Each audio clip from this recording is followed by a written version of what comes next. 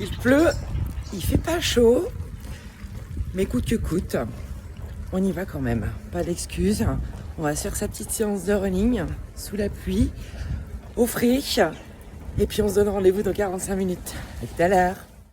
Bon alors ça y est, le petit run de 45 minutes est terminé. Un bon petit run avec un petit peu de pluie au début, et puis après le soleil est arrivé, donc ça c'était plutôt cool. Et c'est un petit peu pour moi l'occasion de vous parler d'un concept qu'on appelle la motivation, qui fait que on va pas se mentir, hein, moi je suis comme tout le monde, et il y a des fois je suis motivée pour faire des choses, et puis il y a des fois moins, et puis ne serait-ce que pour la course à pied, moi à chaque fois avant d'y aller, j'ai toujours mon cerveau qui me dit oui, t'es sûr, et qui aurait plutôt tendance à vouloir que j'y aille pas, quoi. Donc qu'est-ce qui fait que pour certains on arrive à passer justement cette étape-là et à y aller quand même, à trouver suffisamment de motivation pour y aller, et pourquoi il y en a d'autres, ils restent bloqués dans l'inaction, quoi. Un petit peu comme les ados qui sont toujours en train de dire flemme, quoi. Je crois qu'il n'y a pas que les ados, et de plus en plus ça se propage, quoi, cette histoire de flemme. Donc c'est un peu le sujet de cette vidéo, mais on en parlera après la douche. À tout à l'heure. Nous voici partis pour la dernière partie, la troisième et dernière partie de cette petite séquence de vidéos portant sur la thématique de la motivation. Qu'est-ce qui fait que il y en a qui arrivent à se mettre un coup de pied au derrière pour aller courir par exemple sous la pluie, même si le temps ne s'y prête pas, ou tout simplement pour entreprendre des choses. Pour arriver en fait à passer à chaque fois cette petite étape, ce petit seuil où il y a une espèce de friction, où le cerveau en fait tend à nous tirer vers non, fais pas, reste là, quoi. Parce que c'est complètement ça qu'il se passe. Et du coup, pour repartir là-dessus, pour appuyer ce sujet, je voudrais repartir d'une phrase que j'ai entendue auprès de Lucas Bourguignon, qui dit que, je ne sais pas d'ailleurs si elle vient de lui ou de quelqu'un d'autre, qui dit qu'il n'y a pas de gens feignants, il n'y a que des gens en fait qui seraient trop bons en survie.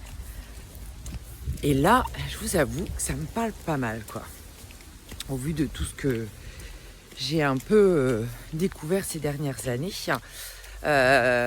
Donc en fait, en gros, si des fois vous avez la flemme, c'est peut-être tout simplement que votre corps, votre système nerveux, il est en survie, il est plutôt occupé à vous maintenir en vie qu'à vous donner la possibilité, les ressources, si on reprend l'exemple de la course à pied, d'aller faire un footing. Et donc là, effectivement, ça rejoint le fait que de toute façon, la mission première de notre système nerveux, de notre cerveau, c'est de nous maintenir en vie, quoi, de nous permettre de passer un jour de plus. Et donc, qu'est-ce qui se passe forcément si intérieurement, mon baromètre, il bascule davantage vers le mode survie que vers le mode vie. Si je suis en mode survie, ça veut donc dire que je suis plutôt en mode défensif. Que du coup, que je suis en état d'alerte, que mon système, par le biais de ses sens, de différents capteurs, il se dit non, là, tout ce qui est en train de se passer, ça oriente un petit peu plus le voyant vers un état d'alerte. C'est pas ok, quoi, c'est pas safe. Et du coup, qu'est-ce qui se passe quand je suis en état de danger, quand je suis en état de stress? Est-ce que vous pensez que c'est dans ces moments-là que je vais avoir accès à l'ensemble de mes capacités humaines? Est-ce que c'est dans ces cas-là que je suis capable de bien réfléchir, d'avoir accès à toute la partie évoluée de mon cerveau? Est-ce que c'est dans ces cas-là que je vais arriver à bien bouger? Est-ce que c'est dans ces cas-là que je vais performer, que je vais être à l'aise en société? Et est-ce que c'est dans ces cas-là donc que je vais être motivée, quoi, tout simplement? Non, parce que de toute manière, mon système nerveux, mon cerveau, il va être occupé qu'à une seule chose, c'est à faire face à ce potentiel, réel ou fictif danger. Et dans ces cas-là, il a trois types de réactions que vous devez très bien connaître, qui sont soit je suis en mode combatif, quoi, avec tout ce qui va avec. Soit je vais prendre la fuite, soit je vais être tétanisée sur place, je vais me figer. Oup, hop, hop, hop, hop, je me prends des couteaux. Donc c'est un peu ça qui se passe quand on est en mode insécurité. Et donc, tant que je perçois de l'insécurité dans mon environnement ou à l'intérieur de moi, je vais être occupée, voilà, à me battre contre cette insécurité. Et donc tout le reste, ça me passe au-dessus, quoi. La digestion, le sommeil, tout ce que vous voulez. Bref, rien. Ça vient vraiment altérer toutes nos fonctions, toutes nos compétences humaines. Donc en fait, vous avez bien compris que si on veut avoir accès à toutes nos compétences humaines, si on veut avoir suffisamment de ressources, d'énergie pour faire ce qu'on a envie, ce qui nous tient à cœur, pour aller faire un running, si tel est votre objectif, il faut que je refasse basculer un petit peu ma météo intérieure vers davantage de sécurité en fait, quoi. Pour que de nouveau les portes puissent s'ouvrir vers l'ensemble de mes ressources, de mes compétences. Et donc ça, comment qu'on fait? Comment qu'on fait? C'est bien beau cette affaire. Et voilà, c'est un peu là tout mon travail, c'est de venir un peu réguler votre système nerveux pour que quand il y a besoin de faire face à une insécurité, à un danger, que vous ayez les ressources. Mais quand c'est pas le cas, que vous puissiez faire ce que vous avez envie de faire. Et puis de même que ce qui vous permet de détecter d'éventuels dangers ou non, ça faut que ça soit aussi opérationnel. Donc c'est tout le travail en fait sur le système nerveux. Donc on va avoir bien évidemment des outils comme la respiration. On va avoir bien évidemment le fait d'avoir un bon sommeil, d'avoir une alimentation de qualité. Je vais repartir en sens inverse comme ça m'évitera de tomber sur du monde. Alimentation, sommeil, respiration, les piliers du vivant, être entouré de personnes qui me font du bien, qui font qu'intérieurement je me sens pas oppressée, je me sens pas stressée, je me sens à l'aise. Et puis bien évidemment, il va y avoir vraiment travailler sur les fondements de mon système nerveux, de comment je suis branchée, parce que le système nerveux, plus je suis branchée, plus j'ai accès à l'ensemble de mes possibles. Et la façon dont vous vous branchez, c'est notamment en lien avec comment vous avez exploré le monde, comment vous avez bougé, notamment au sol, surtout au sol, quand vous étiez petit, notamment sur votre première année de vie, mais c'est aussi tout ce qui s'est passé lorsque vous étiez dans l'utérus de votre maman.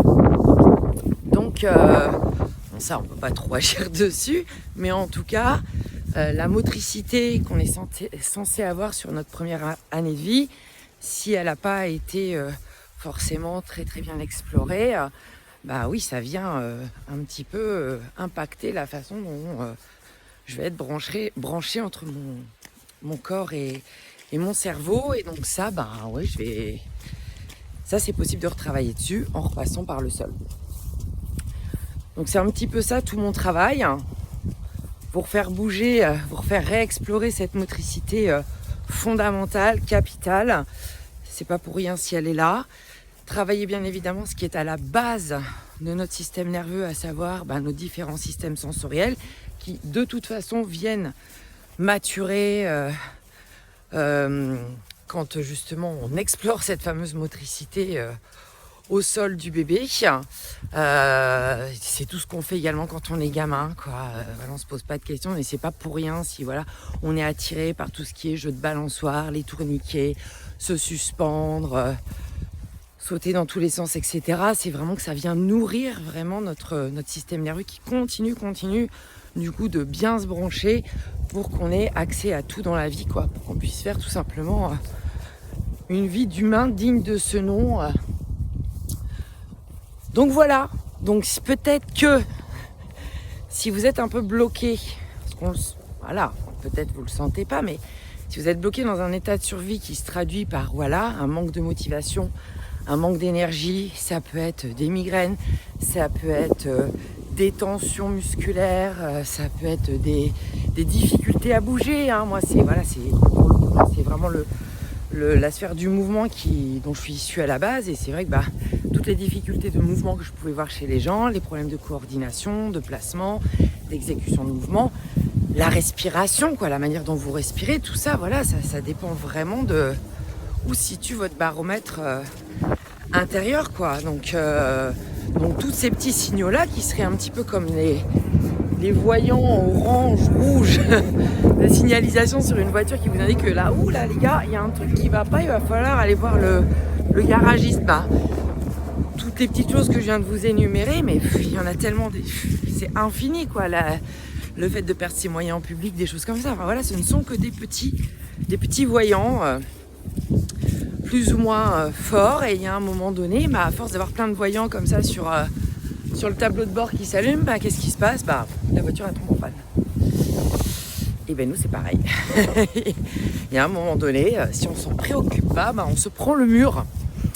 Donc les amis, si vous voulez pas vous prendre le mur, n'attendez pas qu'il soit trop tard. Soyez acteurs de votre bien-être, acteurs de votre santé, acteurs de votre vie tout simplement. Et on a tous je le dis tout le temps, on a tous des compétences insoupçonnées en nous, elles sont là. Mais il manque un petit peu le chemin qui nous permet d'y accéder. Et ce chemin, c'est votre système nerveux, la façon dont il est bien optimisé. Et ça, c'est mon job et c'est surtout une énorme passion pour moi. Donc peut-être quelques petites billes pour vous à aller explorer. Et puis si vous avez des questions, surtout vous n'hésitez pas. Allez tout le monde, salut!